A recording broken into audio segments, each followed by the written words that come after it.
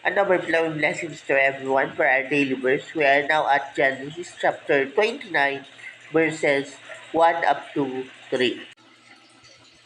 As Jacob continued on his way to the east, he looked out in the field and saw a well where shepherds took their sheep for water. Three flocks of sheep were lying around the well, which was covered with a large rock. Shepherds would roll the rock away when all their sheep had gathered there.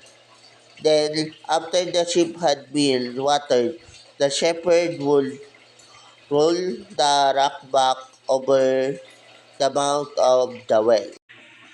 So in this passage, we can read here that Jacob is already there.